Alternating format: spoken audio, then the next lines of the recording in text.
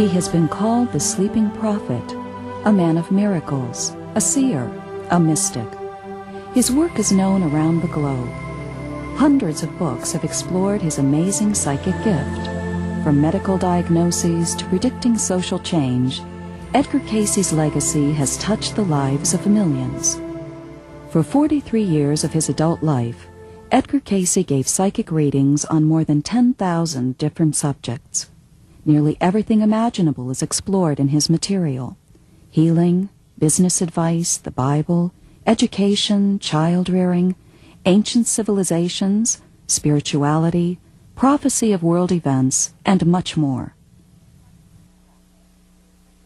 He looked like a country doctor, a simple person. You wouldn't turn around the street if you saw him. But once you spoke to him, his voice was soft, it was direct, it was honest, it was embracing.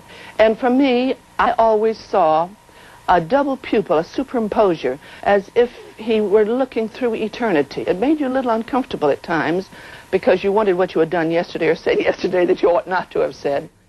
You know, growing up as a teenager with a psychic father is pretty rough. My father was an unusually creative person. He was a fine photographer and was noted for his pictures, especially those of children. Edgar Cayce was an inventor of games. He loved to play all kinds of games and invented one called Pit, which is still on the market. He was a fine bowler. I never won a bowling game from him. He was a lousy golfer, but he loved to play. He was a great fisherman and fished everywhere that he had an opportunity. He was a man who loved to cook and did all kinds of things with preserves and berries of various kinds. He was a great gardener and loved to have exotic trees of all kinds around him. He was a man who was a fine Sunday school teacher, and he always had the largest classes in any church that he worked in. Most of the people he never saw, many of them didn't even acknowledge the reading or pay for them. But if he was asked, he would give. I don't know what I would have done or where I would be without it. I thought everybody's father gave readings. Didn't want a doctor, I wanted one of Dad's readings. I think he felt that he had the ability to help people, and that's what he wanted to do. I often heard him say, do you suppose this is ever going to amount to anything? The Cayce legacy presents a body of information so valuable that Edgar Cayce himself might have hesitated to predict their impact on contemporary society. 60 years ago, who could have known that one day terms such as meditation, auras, spiritual growth, reincarnation, and holism would become household words to millions? Cayce's organization, the Association for Research and Enlightenment Incorporated, ARE, has grown from its humble beginnings to an association with Edgar Cayce centers in countries around the world. Today, ARE consists of hundreds of educational activities and outreach programs, a children's camp, a multi-million-dollar publishing company, massage and health services, an historical foundation, and an affiliated university. For decades, the Cayce readings have stood the test of time, research, and extensive study. Just who was this man? A farmer boy who would become the most documented psychic of all time. Curious happenings have impelled me to accept psychic phenomena as a natural experience of my everyday life.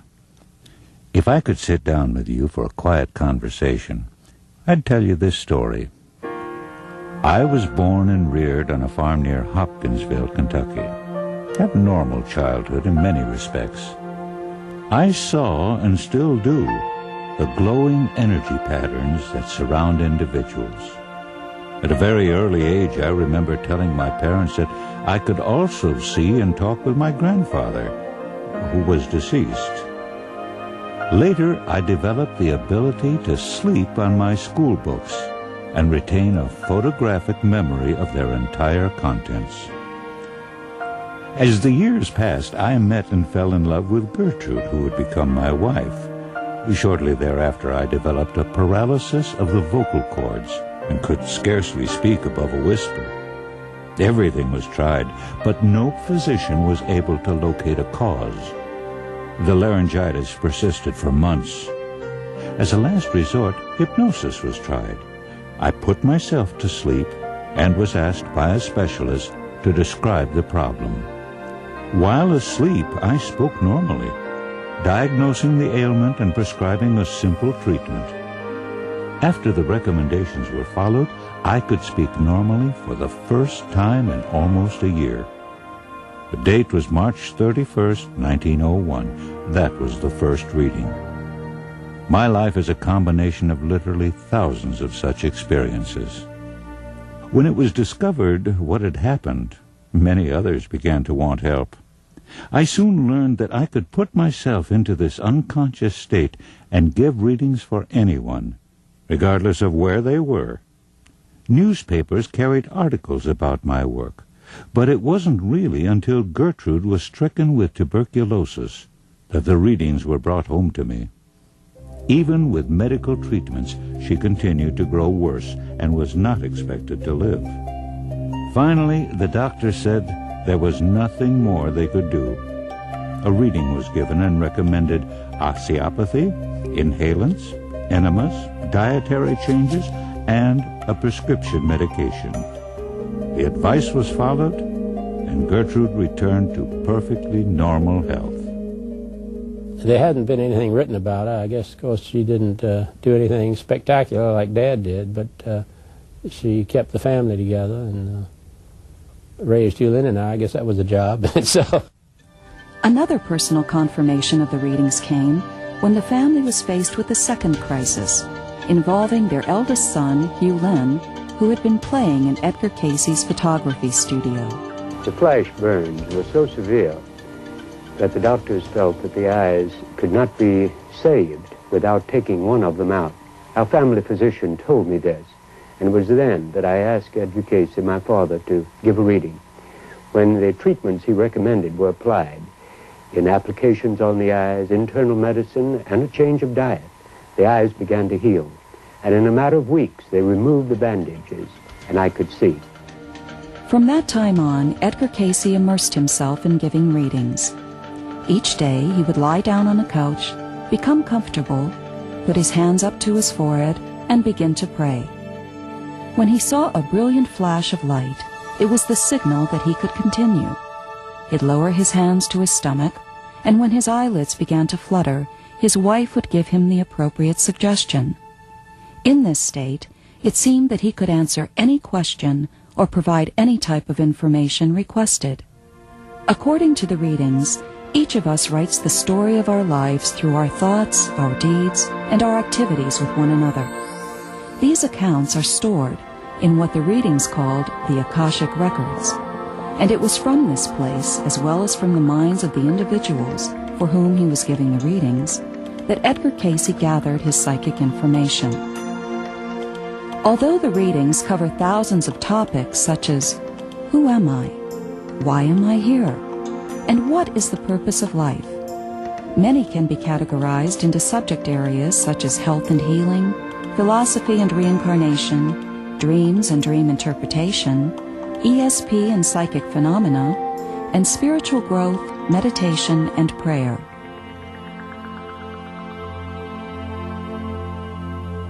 When I think of Edgar Cayce, I think of more than the psychic man, I think of health. For all healing comes from the one source. Whether there is the application of foods, exercise, medicine, or even the knife, it is to bring to the consciousness of the forces within the body that aid in reproducing themselves, which is the awareness of creative or God forces. Cayce saw total health as encompassing the physical, mental, and spiritual components of the individual, and offered important insights into how each of us can stay well. The readings make recommendations for hundreds of health concerns, from diet, childbirth, and longevity, to arthritis, cancer, and psoriasis. Called the father of holistic medicine, Cayce was ahead of his time in describing the workings of the human body and foreseeing the direction of health care. Not only did Cayce prescribe treatments for patients, occasionally he even recommended certain doctors for them to go to, although he had no conscious knowledge of them. One such individual was Dr. Harold J. Riley. I got to know him personally as well as through the readings. The important fact is that these readings were so erudite, and the more I went into them, the more I realized the basic philosophy of the readings were the things that I myself had learned in the different disciplines that I had studied. Usually it was a combination of therapies, all of which worked into what I used afterwards as a current word name called CARE, C-A-R-E, and that stands for circulation, assimilation, relaxation, and elimination. And believe me, when you get those things going in the body, the body doesn't have too much chance to become a good culture medium for a germ. One of the early readings that was so startling to me, we were in New York, and this lady was having a reading for her son, who was ill. And at the end of this reading, after Mrs. Cayce had given him the suggestion to wake up, he started talking again. He says, "We have here the body of Clara Inlow. We would advise that she have surgery for this condition." And I didn't know who Clara Inlow was, where she lived, or anything. And we got back to Dayton 2 or 3 days later, and there was a letter from this lady saying that she just wanted his advice. So she apparently was just thinking about him and about getting his advice, and the reading came through. The number one thing is mind, body, spirit. He brings it all together and hands it to you on a silver plate. Here it is. This is you, the universe, the earth, everything in a nutshell. It was the health information that led the Cayce family to Virginia Beach in the mid-1920s. One of Cayce's lifelong dreams was to build a hospital and to form an organization that would work with his psychic information. The readings advised the location, Virginia Beach, then a small resort town, and it was there that the hospital was built. Although lost during the Depression, the building was bought back in the mid-50s, and from that day forward became association headquarters. Today, the principles of healing remain the same and are explored by individuals, physicians, researchers, and healthcare practitioners throughout the world. We find that these conditions arose as the result of what might be called occupational disturbances. Not enough in the sun, not enough hard work. There has been plenty of brain work, but the body is supposed to coordinate the spiritual, mental, and physical. He who does not give recreation a place in his life and the proper tone to each phase, well, he just fools himself. Someday he pays the price. The consciousness, our soul, continues. We didn't start here, nor do we end here. It's sort of the idea that we are in the body at this particular time in a given lifetime, but once we pass out of it, we still have our individuality. In other words, the soul survives. And that was Cayce's view, that we change places. We go to different realms of consciousness, but we never really die. To find that you lived, died, and were buried under the cherry tree in grandmother's garden does not make you one whit a better person. But to know that you spoke unkindly and suffered for it, and in the present may correct it by being righteous, that is worthwhile. For each soul constantly meets itself. And if each soul would but understand those hardships which are accredited much to others, are caused most by self, know that in those you are meeting thyself. The Cayce approach to reincarnation provides a philosophical setting to the past, focusing on practical ways of dealing with this life, living, growing, and being of service to one another in the present, in this time, in this place, right now.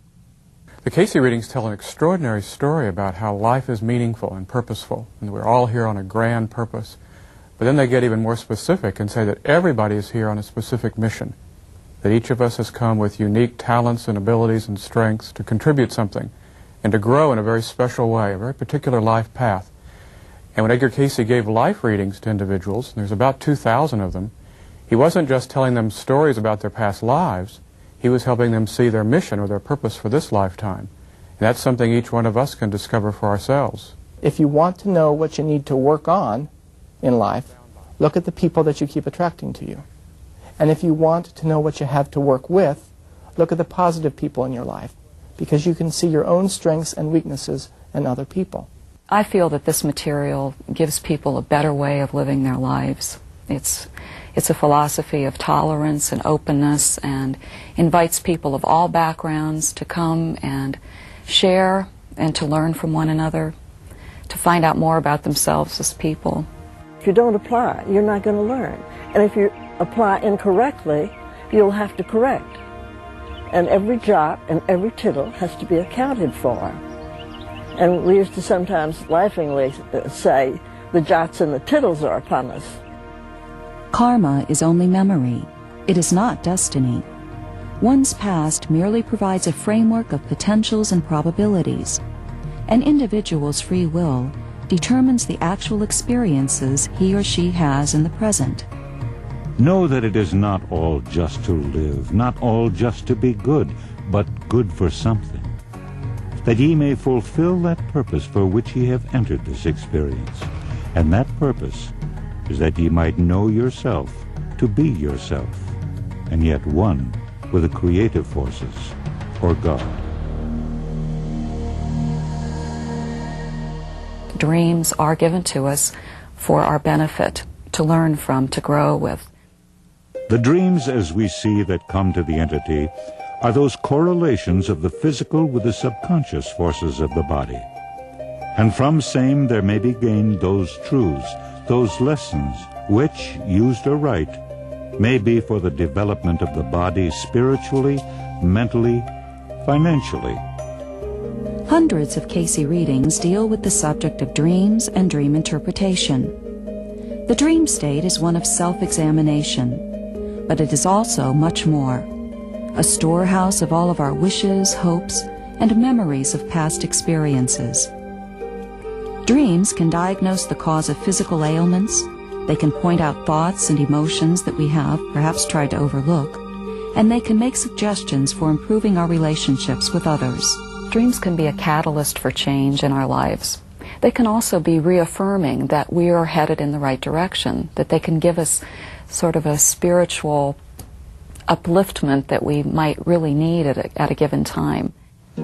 Perhaps one of the most significant statements regarding dreams from the Cayce readings is that nothing of significance ever happens to us without it first being foreshadowed in our dreams.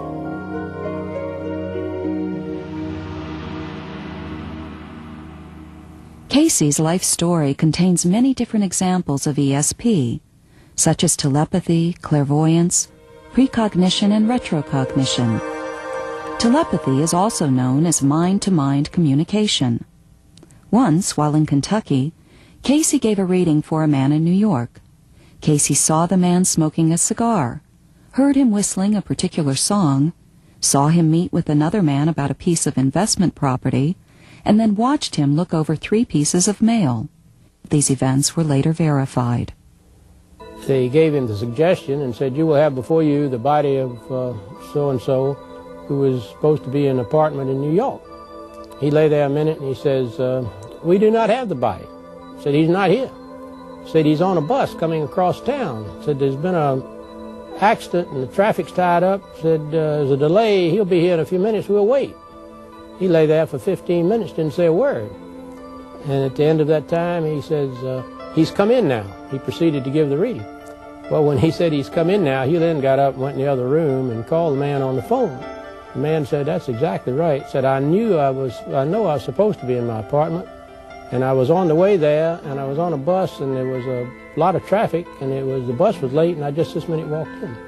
I felt an instant attraction to this man. He seemed so, well, I just trusted him, and I didn't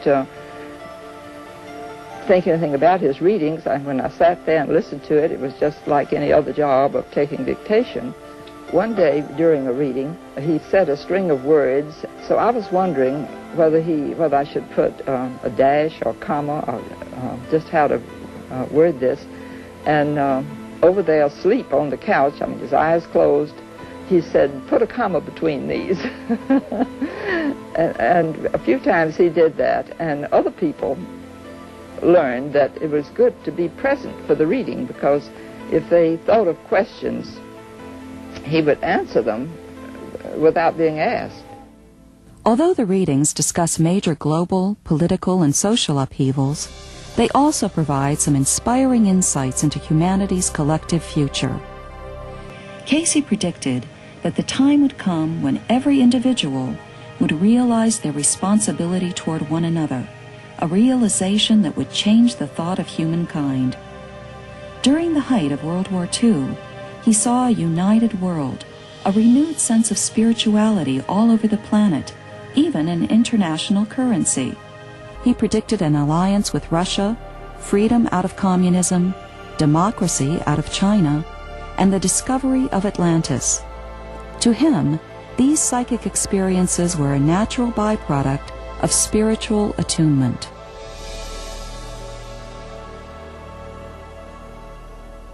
The Cayce readings on spiritual growth have served as a guide for decades, enabling people from every religious background to become more aware of themselves and their relationship to one another.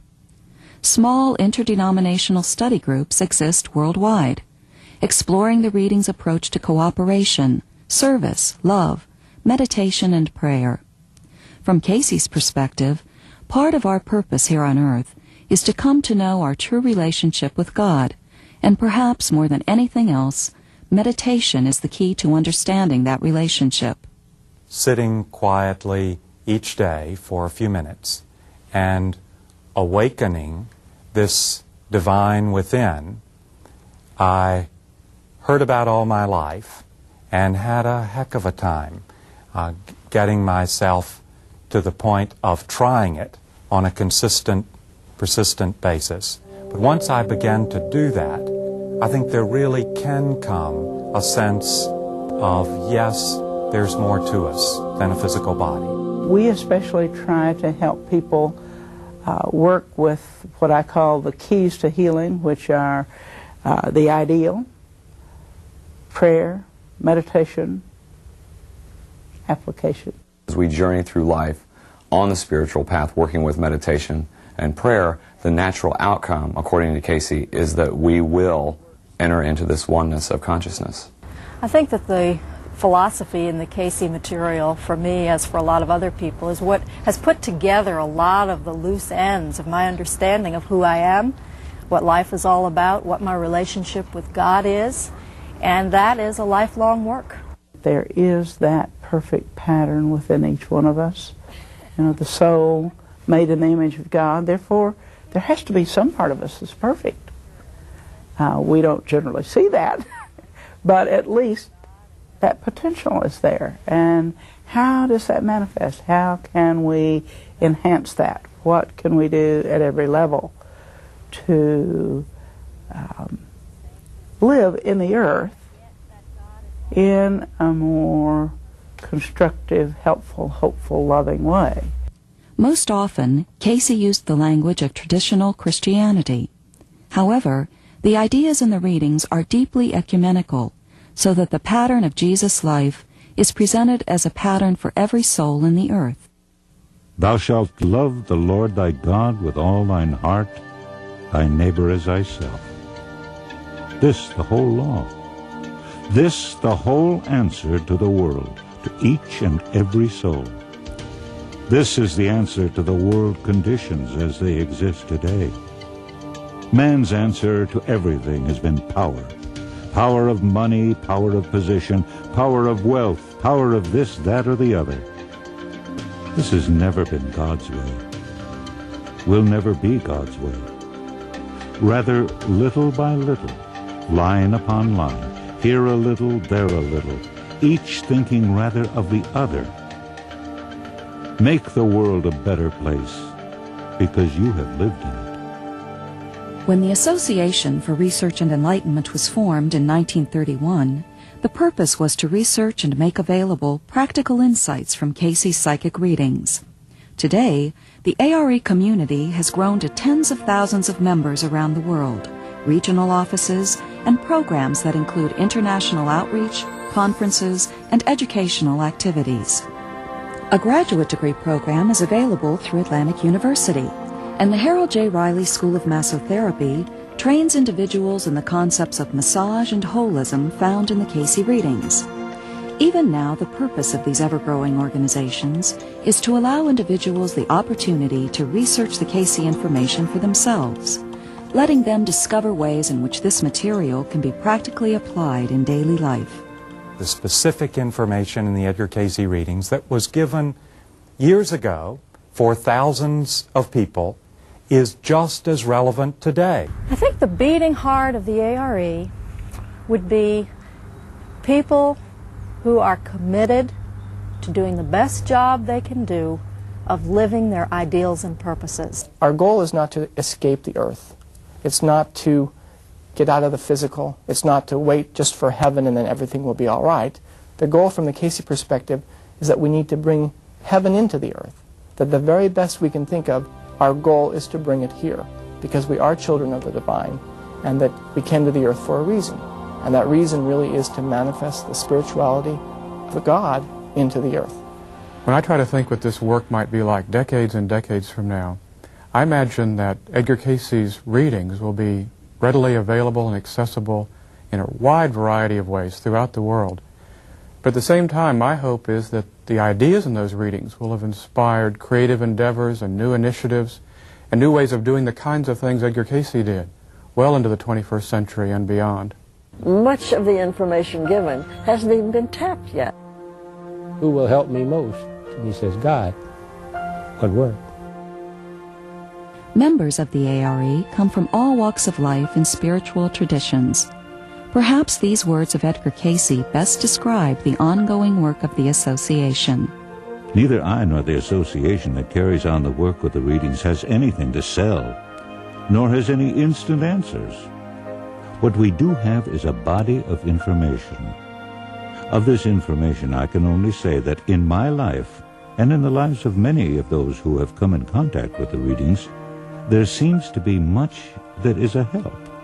If this knowledge is to be of any lasting benefit to mankind, it will require open-minded, intelligent research by men and women in all walks of life, engaged in a cooperative effort.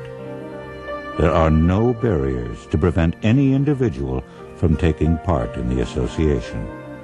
The legacy of this kind and gentle man lives on today in the extraordinary work that he left behind, and in the people who keep his dream alive through the Association for Research and Enlightenment.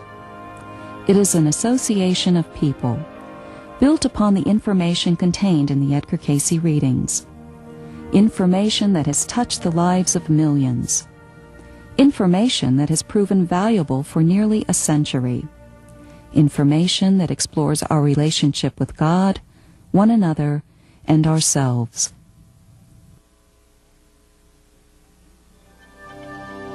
As individuals grasp the concepts in the Edgar Cayce readings, they can transform themselves and in turn transform society. All knowledge is to be used in the manner that will give help and assistance to others. And the desire is that the laws of the Creator be manifested in the physical world.